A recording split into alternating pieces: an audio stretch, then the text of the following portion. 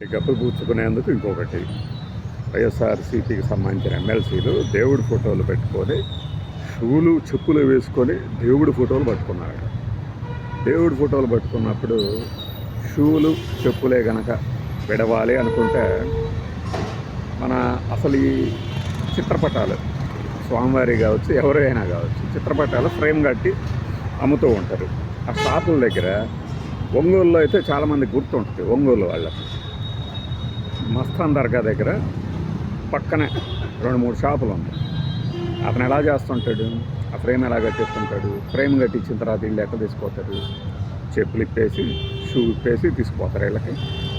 అలానే ఫోటో ఫ్రేమ్లు అన్నీ తయారైన తర్వాత ఇళ్ళకి తీసుకొచ్చిన తర్వాత వీళ్ళందరూ ఫోటోలు ఎక్కడ పెడతారు, సోఫాల మీద బెటరా, పక్కన బెటరా బిగించిందాక. ఆ నిరసన అయిపోయిన తర్వాత అంట అక్కడే టేబుల్ మీద పడేసి వెళ్ళారట ఫోటోలు.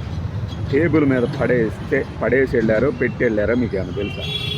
ఎవడైనా కావాలని అట్లా చేస్తారా?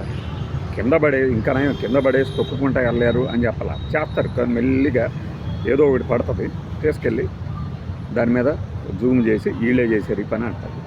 అంతెందుకు, జనవరి 26కి ఆగస్టు 15కి దేశభక్తి విపరీతంగా ఉప్పొంగుద్ది కదా మన మదిలో. చిన్న పిల్లలకు కూడా ఫ్లాగ్లు ఇచ్చి పంపిస్తాం కదా. ఆ తర్వాత అవన్నీ ఎక్కడ ఉంటాయి, ఎక్కడ చూస్తారు మీరు అటు? అంత మాత్రం చేత వీళ్ళందరూ అవమానించారు అని అంటే కన్వీనియంట్గా ఫోటోలు తీసి పెట్టేవాళ్ళు పెడుతుంటారు. అవమానించినట్ల దేశ పతాకాన్ని ఏదో మళ్ళీ అధ్యక్ష ఫోటో చూస్తేనే వణికి పుట్టిపోయారు. స్వామివారి ఫోటోలు తీసుకురావడం ఏంటి అధ్యక్ష, మన ఆటోలో పెట్టండి అధ్యక్ష అని పెద్ద రంకెలేంటి. రాజకీయాల్లోకి రాగుతున్నారు అంటే రాజకీయాల్లోకి లాగింది ఎవరినైనా, మొదలుపెట్టింది ఎవరినైనా? పయ్యావుల కేశవ గారు ఎవరు మొదలుపెట్టారు దీన్ని? అసలు ఒక్కొక్కసారి బాధ వేస్తుంది. ఏంటి సార్ బాధ వేసేది?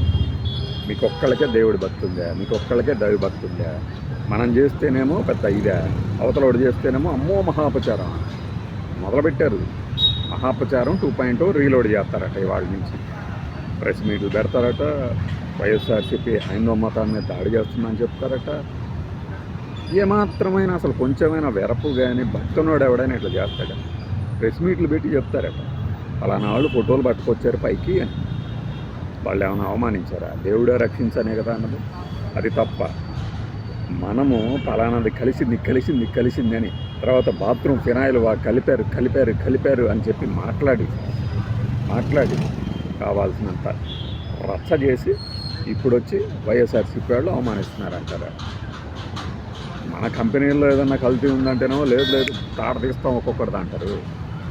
దేవుడు దాంట్లోనేమో అరే ఒక రిపోర్ట్ వచ్చింది లేదంటే దానికి సంతోషించాల్సింది పోయి, కల్తీ జరిగింది దాని మీద చర్యలు తీసుకుంటామని చెప్పడం పోయి ఇదేంటంట రాజకీయంగా వాడుతుంది ఎవరు?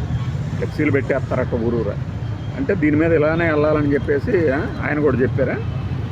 నాగపూర్ ఆయన కూడా సిట్ మీద సభ్య కమిషన్ ఏంటి లేదు అని చెప్పేసి వెంటనే దినేష్ కుమార్ కమిటీ ఎట్లా నియమించారు? ఏక సభ్య కమిటీ, 3 సిబిఐ వాళ్ళు లేదంటే సిట్ వాళ్ళు 5 కలిసి చేయలేండి, 3 కలిసి చేయలేండి.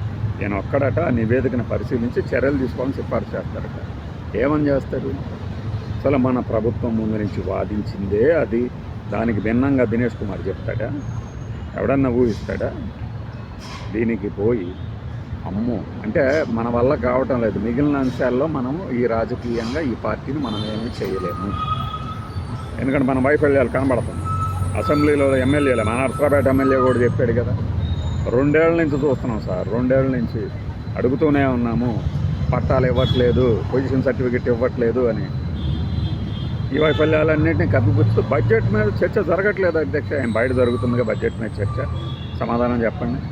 రాష్ట్ర బడ్జెట్ కానీ దేశ బడ్జెట్ మీద కానీ వాటికి సమాధానాలు చెప్పండి.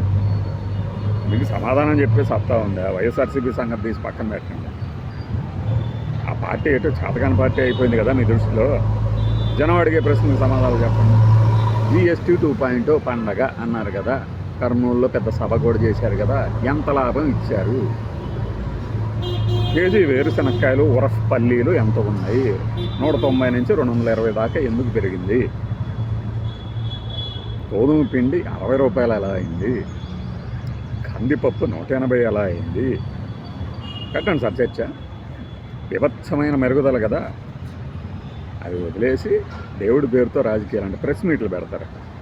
బడ్జెట్ మీద ఒక ఆయన మా కళ్ళు తెరిపించాడు, ప్రెస్ మీట్లు పెట్టి దేవుడి మీద కళ్ళు తెరిపించేస్తారు. వెంకటేశ్వర స్వామి ఆలయాలకు వెళ్ళి పూజలు రాజకీయ పార్టీలు చేస్తున్నాయంటేనే రాజకీయం చేసినట్టు. అంతేగా. మీ వాళ్ళు చేస్తే ఎవడు మా వాళ్ళు? మీరు ఆ రోజున చేసింది ఏంటి? ఇంకా నయం, ఎవరు పంచ కట్టుకొని ఇంకా చీపుర్లు పట్టుకొని పరిగెత్తలా. శుభ్రం చేస్తాం. ప్రతిరోజు అదొక పనిలో భాగంగా పెట్టుకోండి. మెట్లు శుభ్రం చేయండి. మనం చెప్పే అబద్ధాలకి వీటికి వాళ్ళు ఫోటోలు పట్టుకుంటే అపవిత్రం అయిపోయాయా? అంతకుముందు ఇదే ధోరణి. జగన్మోహన్ రెడ్డి పలానా చోట పర్యటించారంటే పసుపు నీళ్ళతో శుభ్రం చేస్తారు సార్. ఇది అంత అనాగరికమైన చర్య. కోర్టులో ఎవడో వేయలేదు, కానీ వేస్తే ఉండేది ఒక్కొక్కటి. చేసిన వాళ్ళు అనుకుంటున్నారు మనుషులను అవమానించటము ఏ స్థాయికి వెళ్తుందని. ఇదివరకు చిన్నప్పుడు పాఠ్య పుస్తకాల మీద వెనక పేజీల్లో ఉండేది అంటరాని తరం నేరం అని. పరిసరాల విజ్ఞానం 1, 2 వెనక పేజీల్లో ఉండేది అంటరాని తరం నేరం అని. దాని అర్థం ఏంటి? ఇప్పుడు శుద్ధి జరగటం అంటే ఏంటి? మనుషులు వెళ్ళిన చోట పసుపు నీళ్ళతో శుద్ధి చేస్తున్నామంటే ఏంటది? సుప్రీంకోర్టు దీని మీద కనుక సీరియస్గా పరిగణిస్తే బెయిల్ లేని సెక్షన్ల కింద బెయిల్ ఇవ్వకూడదు అని సెక్షన్ల కింద లోపలేస్తారు. మనకు అవి పట్టవుగా. రాజకీయాల్లో ఇవన్నీ పట్టించుకోరు కదా పెద్దగా. గట్టిగా కానీ పట్టించుకుంటే ఎవడైనా ఏ పార్టీ అయినా సరే వీళ్ళొక్కడికే భక్తి. మహాభక్తులు, మామూలు భక్తులు కాదు, మహాభక్తులు. ఇది మహాభక్తులు. నేను మహా అంటుంటే నాకు గుర్తొచ్చింది కదా, మరి పెద్ద మేధావులు శివరాత్రులకి జాగారాలు అవి చేశారు కదా. షూలు చెప్పులు లేకుండానే తిరిగారా?